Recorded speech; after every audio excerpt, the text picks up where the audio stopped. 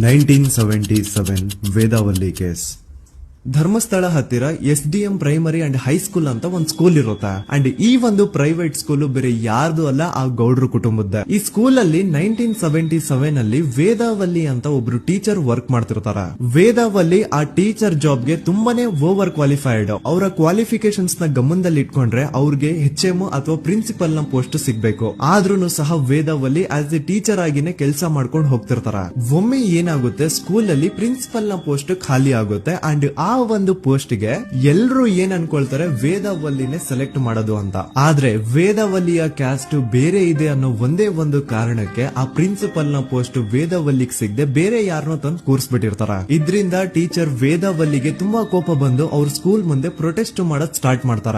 And ಈ ವಿಷಯ school ನ ಓನರ್ಸ್ ಗೆ ಇಷ್ಟ ಆಗಲ್ಲ. ಸೊ ಅವರು ಆ ಕೋಪನ ಹಾಗೆ ಮನ್ಸಲ್ಲಿ ಇಟ್ಕೊಂಡಿರ್ತಾರ. ಒಮ್ಮೆ ಏನಾಗುತ್ತೆ, ಸ್ಕೂಲ್ ರಜೆ ಇರುತ್ತೆ, ವೇದಾವಲ್ಲಿ ಮನೇಲಿ ಇರ್ತಾರ.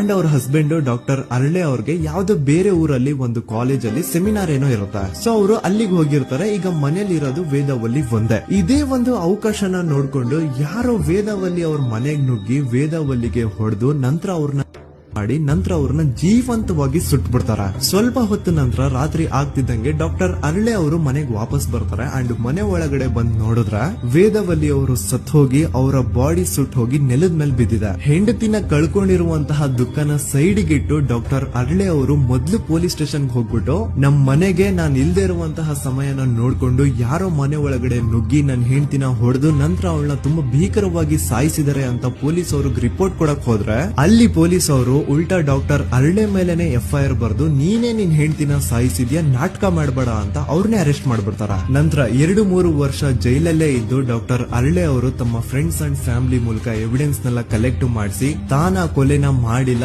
ತಾನ್ ತನ್ನ ಹೆಂಡತಿನ ಸಾಯಿಸಿಲ್ಲ ಅಂತ ಕೋರ್ಟ್ ಅಲ್ಲಿ ಪ್ರೂವ್ ಮಾಡ್ಕೊಂಡು ಜೈಲಿಂದ ರಿಲೀಸ್ ಆಗ್ತಾರ. ಸೊ ಈಗ ಡಾಕ್ಟರ್ ಅರಳೆ ಅವರು ಈ ಒಂದು ಕ್ರೈಮ್ ನ ಮಾಡಿಲ್ಲ ಅಂತಂದ್ರೆ ವೇದಾವಲ್ಲಿನ ಅಷ್ಟು ಭೀಕರವಾಗಿ ಸಾಯಿಸಿದವ್ರು ಯಾರು, ಈ ವಿಷಯ ಇವತ್ತಿನವರೆಗೂ ಗೊತ್ತಾಗಿಲ್ಲ.